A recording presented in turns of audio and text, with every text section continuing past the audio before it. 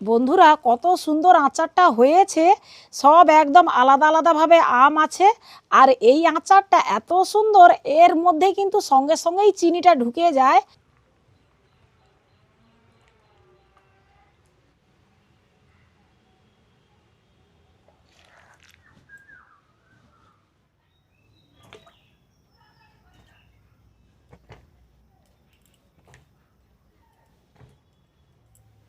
বন্ধুরা, আজকে আমি আবারও কাঁচা আমের দুর্দান্ত স্বাদে ভরা টক ঝাল মিষ্টি আচার রেসিপি নিয়ে চলে এসেছি।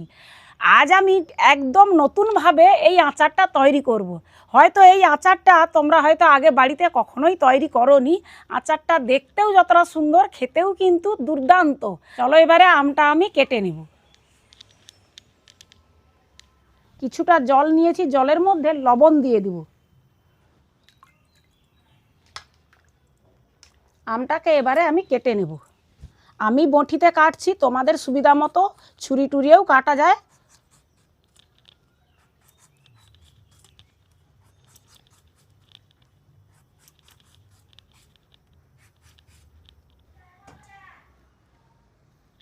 এই আমগুলো একটু হালকা পাকা ভাব আসছে, কিন্তু কাঁচা আছে এখনও। আর একটু হালকা পাকা ভাব ধরলে কি হয়, চিনিটাও কম লাগে, তৈরি করতে সুবিধাও হয়। সব আমগুলো ছাড়ানো হয়ে গেছে। এইবার আমগুলোকে কাটবো কিভাবে, তোমরা দেখতে থাকো।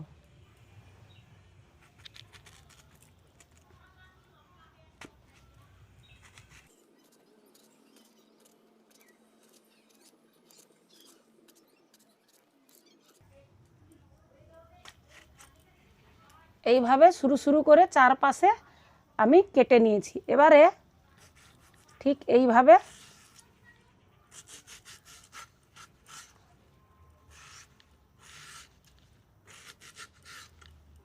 এইভাবে কাটলে কি হয়, খুব চটপট কাটা হয়।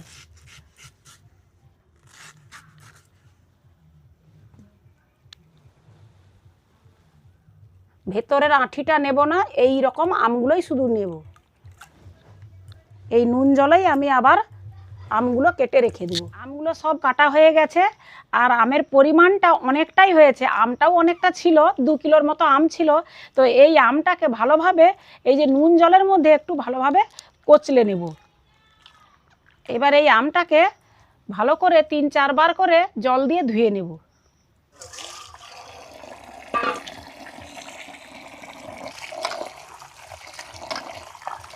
আমরা বাড়িতে যেমন আলু ভাজা করলে শুরু শুরু করে আলু কেটে ভাজা করি, ঠিক যেন আমটাও সেই রকম লাগছে। এইভাবে কেটে আচার করলে আচারটা অনেক দিন ভালো থাকে, দেখতেও বেশ সুন্দর লাগে।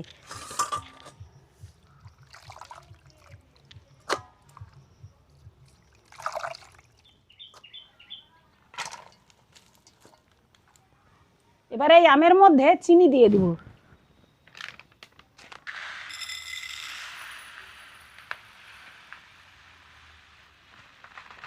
যতটা পরিমাণ আম থাকবে তার অর্ধেকটা পরিমাণ কিন্তু চিনি লাগবে। এবার আমটা টক মিষ্টির ওপরে চিনি একটু কম বেশি দিতে হবে।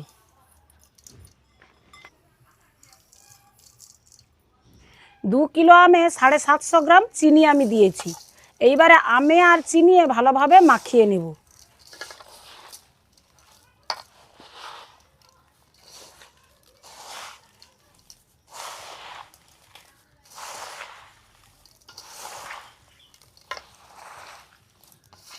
চিনিটা দিয়ে ভালোভাবে মাখিয়ে নিতে হবে।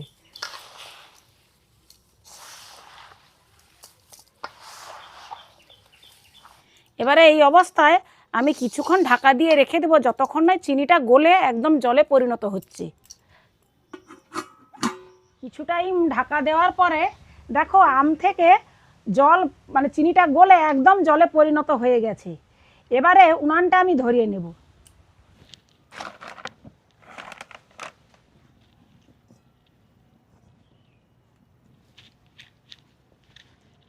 প্রথমে আমি কিছু মশলা ভেজে নেব। 4টা লঙ্কা, জিরা আর 5 ফোড়ন একসঙ্গেই ভেজে নেব।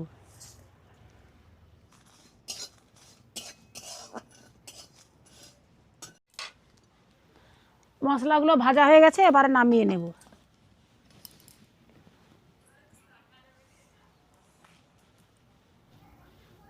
এবারে আমে যে চিনি মাখিয়েছিলাম সেই চিনি জল আর আম একসঙ্গেই কড়ার মধ্যে দিয়ে দিব।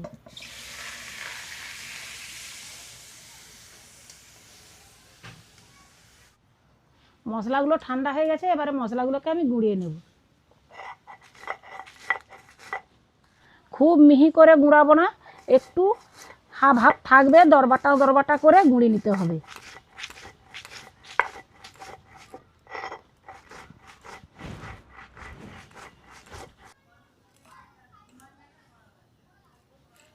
এবারে আমের মধ্যে দিয়ে দিব খুব অল্প পরিমাণ হলুদ গুঁড়ো।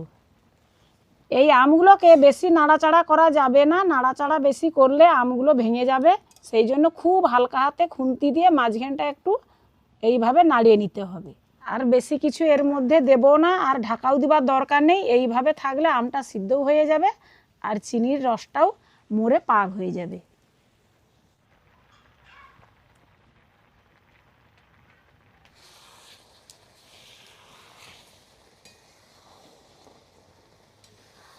চিনিটা পাক হয়ে গেছে, আমটাও সুন্দর সিদ্ধ হয়ে গেছে। এবারে এর মধ্যেই আমি মশলাটা যে ভেজে রেখেছিলাম সেই গুঁড়ো মশলাটা দিয়ে দিব।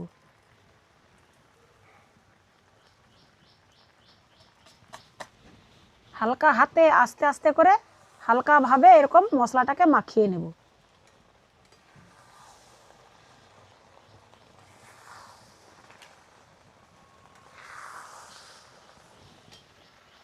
আমের আচারটা হয়ে গেছে, আমি এবার নামিয়ে নেব। এটা ঠান্ডা হলে আরও অনেকটা টাইট হয়ে যাবে, তখন আমগুলো সব আলাদা আলাদা হয়ে যাবে।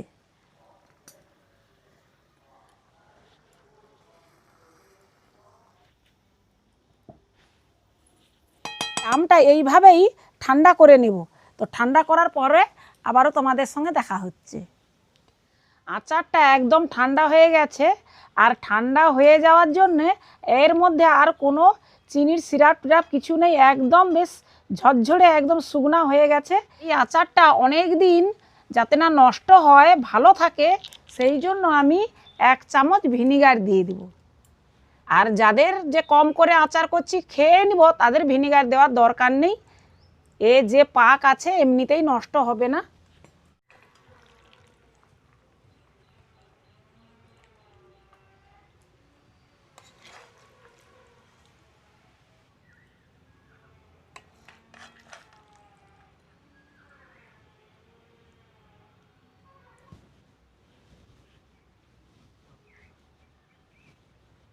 তো বন্ধুরা, আমার তৈরি টেস্টি টক ঝাল মিষ্টি ঝুরি আচার, এই আচারটা একদম নতুন পদ্ধতিতে তৈরি করছি।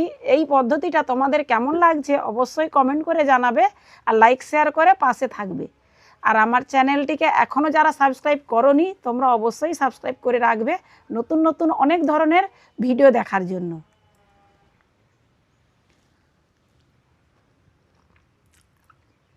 দারুণ কিন্তু আচারটার টেস্ট, একদম বিকেলবেলা মুড ভালো করার একটা জিনিস। আর যখন তখনই এরকম আচার তৈরি করে থাকলে বাচ্চা সবাই খুব পছন্দ করবে।